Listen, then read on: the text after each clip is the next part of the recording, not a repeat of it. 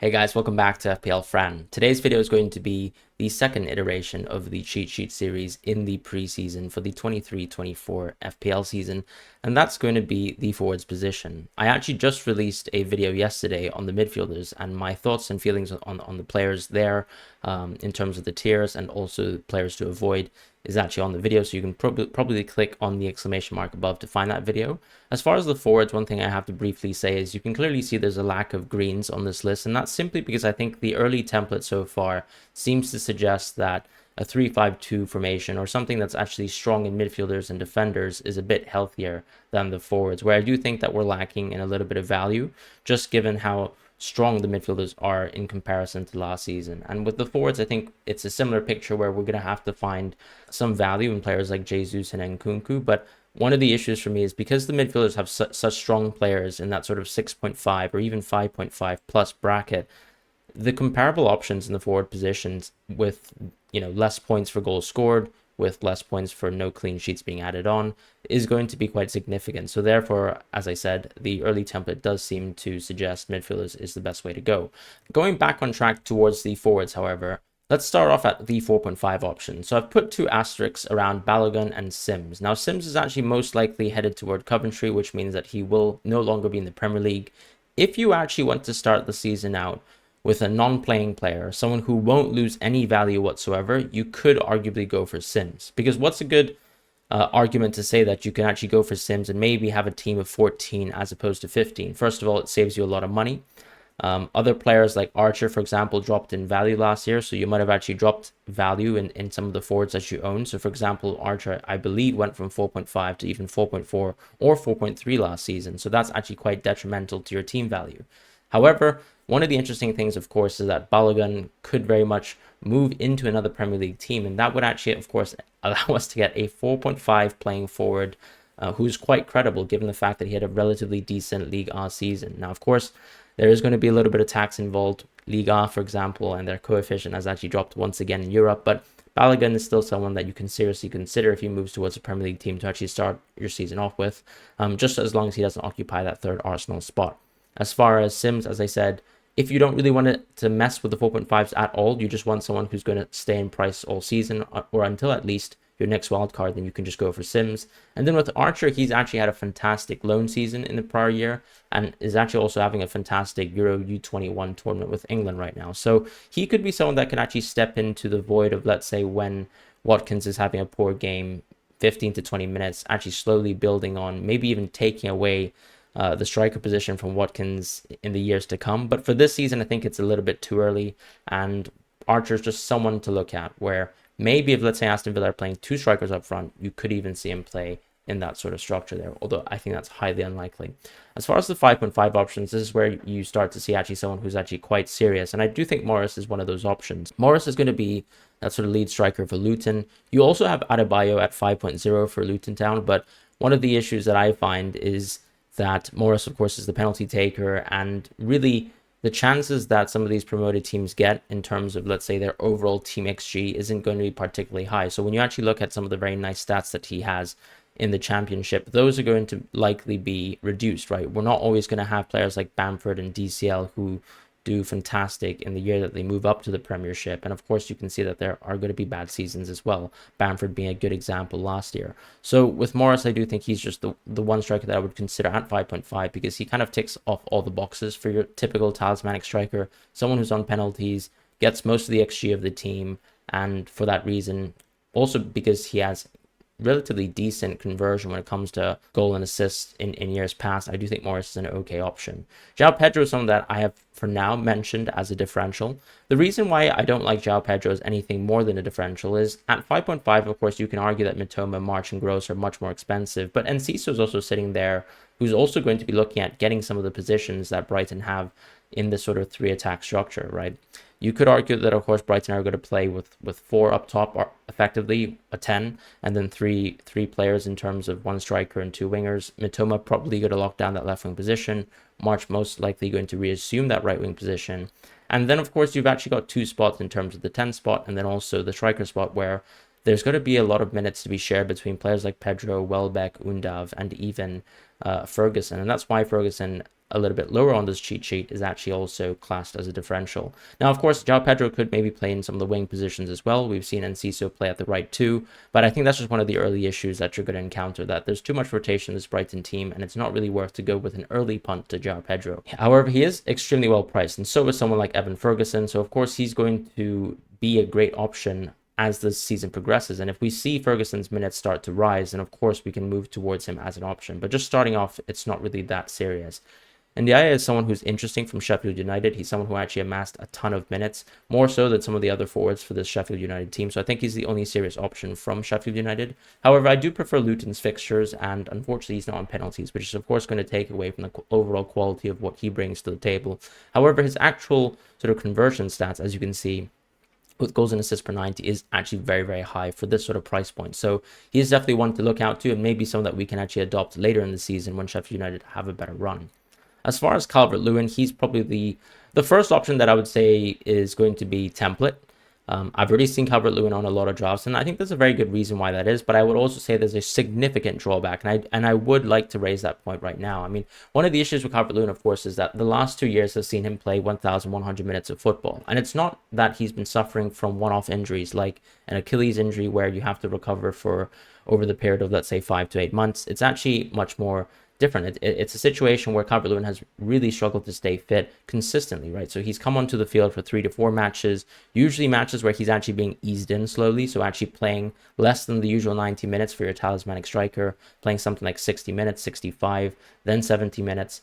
But then he also gets injured, right, when he starts to play these full 80-minute, 90-minute games, and we've really seen him struggle to actually stay on the field. 1,100 minutes is much less than someone like a Reece James, even less than someone like Sterling last season, who a lot of people thought was playing injured for the most part. So that's one thing I'd like to point out in the meantime. As far as his underlying statistics, of course, Calvert-Lewin has really good stats. And actually, if you go back to years past, I mean, he's had even better stats. And given that he's actually still significantly young, you'd say that there's going to be potential there for Calvert-Lewin to do well. And I can understand that sort of sentiment. 0.45 NPXG is actually really good. And of course, he's going to be someone that you would expect to actually be the penalty taker for this Everton team. So I do think that the overall conversion stats for him last year were very poor, but that's also based on the fact that he just simply didn't play enough. So maybe the sample size is also very low. One of my concerns, as I said, is I really think that he's going to take some time to still get eased in, even though he'll have a preseason ahead of him, because we know that preseason games are very different to actualized minutes in the Premier League. And therefore, I still am very hesitant towards going for Calvert-Lewin. Wisa's an interesting option because we know that he will probably be deputizing for the meantime for Tony. However, I know that Brentford, based on transfer rumors, are actually looking at another striker. So that's going to be one thing where as soon as Brentford are actually in the market for someone else, I don't think Wisa is a particularly good option. At 6.0, he's also so close to Mbeumo in price and probably not on penalties, where I would generally say that Wisa is not really a serious option at this point in time. If you look at the XG stats, it's not particularly good. In fact, it's actually quite alarming that he's one of the lower ranking players here, given that he actually takes a super sub position. So sometimes when you actually play limited minutes, particularly in the late minutes, it's actually quite beneficial for those players, and they usually have very good underlying stats. As far as Ferguson, he's exquisite, and for the same reason why I talked about how João Pedro is a differential, unfortunately, he's still going to be a differential for now. As far as Awani, I still think he's a little bit too pricey, and I think this is actually the same for someone that's not appearing on this list now, which is going to be Dominic Solanke as well, who actually had a relatively good year when it comes to FPL in our memories there. Dominic Solanke actually really struggled with conversion, whereas someone like Awani actually did not. Awani is a bit of a weird one, where I think a lot of people were actually looking at him early in the preseason in the 22-23 season, but actually he started scoring all his goals at the back half of the season when Nottingham Forest were actually looking to stop themselves from being relegated, and he had a fantastic run of games there. One of the interesting things too is that because Brennan Johnson is most likely off of penalties and maybe even transferring to Brentford, you have a situation where, of course, Gibbs White or Awani is going to be the penalty taker there. I think at this point in time it's going to be Gibbs White. But of course, if Awani becomes the penalty taker for Nottingham Forest, and we see, let's say, Forest strengthening once again, then Awani could actually be quite a serious option. However, I think based on some of the transfer news as well, Awani might not be a realistic option because someone like Kelechi Iheanacho is probably likely moving towards Forest. As far as the 7.5 options, this is where we finally have one of our first green players. It's taken a while, but we've gotten here. And Nkunku for me is one of these standout forwards, and you can clearly see why I've talked about him so much as of late. When you actually look at the full list of forwards right now that I think are relatively worth considering for FPL, he actually ranks extremely high. And even if you, let's say, were supposed to add some Bundesliga tax, he would still rank favorably high as well, given that I actually expect him to play a lot of minutes under Pochettino. Of course, we have to watch the preseason to actually see and make sure that that's the case. But Chelsea have a great run of games to start the season. I think even easier than some of the peers here in terms of, let's say, Fulham, Aston Villa, or even Newcastle. Liverpool, I would say, is a little bit of a different stature because Liverpool, I would expect to be a much more dominant team this season, so that's quite different. However, Nkunku has, as you can see, fantastic expected assist stats, fantastic expected goal stats, but also unreal conversion stats. So that already suggests, and particularly if you go in years past, that he has really good finishing. Someone like Jesus, for example, is someone who lacks a little bit in the finishing aspect, but you can see, of course, Jesus still does incredibly well when it comes to goals and assists per 90, simply because Jesus is also a very creative player. So he's going to get a lot of assists as well, and we know that he can get FPL assists too, which is a big benefit to someone like Jesus, who's not exactly the most clinical of finishers. Mitrovic is a second-tier option for now. Classes are great. I just think one of the issues with Mitrovic is really, I mean, how poor his penalty taking is. He could lose penalties, but I don't think that's going to be the case. I do think Marco Silva is very confident in keeping Mitrovic from penalties, but we must remind ourselves, of course, of some of the horrific penalty misses in the previous season. I remember owning him for the Newcastle penalty miss. And then, of course, if you were watching, let's say, the final game week with Man United at Old Trafford, he had missed once again there in what was supposedly a revenge game for him. So that's one of the concerns with Mitrovic. And I do think otherwise, his stats are extremely healthy. The expected goals per 90 stat is very, very high. In fact, it actually ranks much higher than most of his peers in this sort of category and also the categories below. So it clearly suggests that he's a very, very interesting option. And I do think Fulham did establish themselves as quite a serious team, but we have to, of course, look at that sort of second season rebound impact, which is something that, of course, Leeds suffered in the year past. I don't think that it's useful to say that it's analogous to Fulham, but we could see a bit of a drop-off for this Fulham team. As far as Gakpo and Darwin, or Hakpo and Darwin, I don't really think that there's serious options at this point in time. Hakpo actually is going to get much more minutes than someone like Darwin, but Hakpo, as you can see, has really poor expected goals per 90 stats, and that's not really a positive sign considering he did get quite a lot of minutes for Liverpool, and Liverpool, of course, are an extremely high sort of chance-creating team. So he plays a little bit more of an assistive role, the sort of Firmino role, and we've seen him also play at centre mid at times. So that's going to be a little bit detrimental to Hakpo as a forward. I don't really think he's much value for money.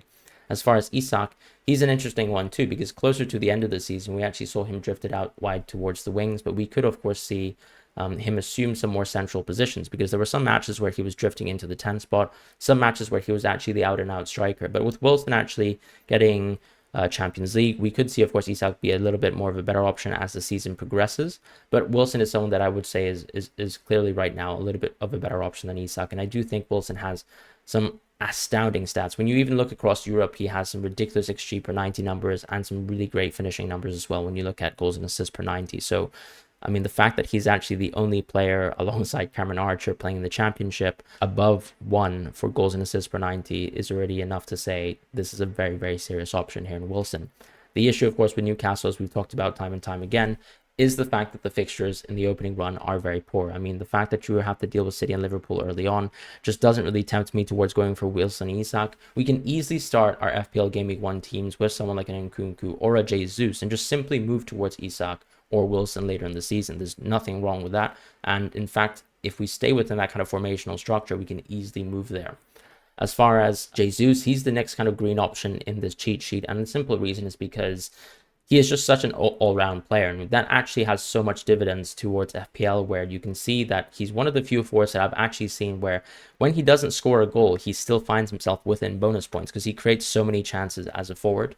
And as we can see, of course, despite his poor finishing overall, and which is something that we've seen historically, he still does extremely well when it comes to goals and assists per 90 conversion. As far as Watkins, simply because I don't think he's the best penalty taker and his XG stats aren't particularly good. Plus, I think when you look at Aston Villa strengthening their team, of course, that's a huge positive sign to say that they can actually once again be one of the more dominant teams in the league. But my concern at this point in time is just looking at Watkins and how serious of an option he is compared to some of these peers who seem to have much better stats when it comes to Nkunku and Jesus. So that's kind of my concern at this point in time. Even Wilson, of course, far surpasses him when it comes to these statistics at 8.0. So that's one of my concerns. Watkins, he is the penalty taker at this point in time for the team. But we'll have to see, of course, whether he stays on penalties, because he did, of course, miss a penalty versus Liverpool recently. As far as Kane and Haaland, I mean, if you're watching my videos last year, you'll know I didn't really have much to say about these two players because they were fantastic. Kane, specifically in a situation with Spurs where they weren't really creating as many chances as you'd expect for them. I mean, they were effectively only a top 8 team when it came to overall team XG. So the fact that Kane actually had one of his record-breaking seasons effectively as a goal scorer already shows that he was astoundingly good last year. And I think there's no reason to say that Kane will not have another fantastic breakout year. Or not a breakout year, but once again, another record-setting season, very close to Alan Shearer's record at this point in time. So with me, I would say Kane, unfortunately, very similar to Salah, is independently a great pick. And I can understand people wanting to go for two mediums. There are definitely some structures and formations, particularly if, let's say, you go heavy on defense, that would allow you to go for Kane and maybe Salah plus Haaland. Not a three medium, sorry, but rather just Kane plus Haaland or Salah plus Haaland. But at this point in time, I'm not that tempted by Kane. I do think that there are some forwards who won't necessarily match him, but will actually match him enough so that the remaining surplus value, let's say the 5 extra million that you get from Nkunku versus Kane, or the extra 4.5, will be actually better worth spending within the midfield positions or the defender positions. Moving on quickly towards the players to avoid, we actually have a very small list of players where this is more relevant to players who are new to FPL and why I would suggest to avoid some of these players. Nketiah and Alvarez, these are players that I think are simply bench players, so you're not really going to get much value from a player in FPL if they're coming off the bench. Yes, of course, being a super sub is going to be something that's beneficial to, let's say, how easy it is for you to benefit from chances when defenses are tired and things like that. But simply because we have so many great options at good prices this year, I don't think there is a need to really go for super subs. As far as players like Solanke, I do think he's a little bit overpriced. You can clearly see that he's very lacking when it comes to expected goals per 90, and the goals plus assists per 90 is also very, very poor. As far as someone like Tony, he's suspended, unfortunately, due to a gambling-related suspension. So that's going to take him out of FPL until January, which makes, of course, the sort of replacement Brentford option super appetizing at this point in time. As far as Martial and Lukaku, these are players that I can see playing next season for Chelsea, but I think that it's very, very doubtful for Lukaku, who seems actually closer to, let's say, rejoining Inter Milan on a loan.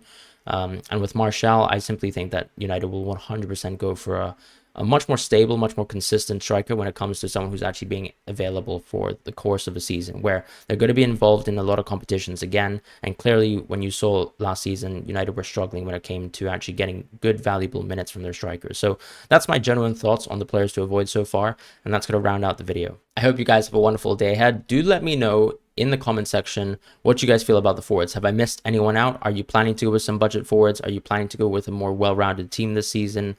I personally am favoring the 3-5-2, but if you actually think that you can actually incorporate some more forwards, do let me know down below. So thank you guys so much for watching, and I'll see you guys in the next video.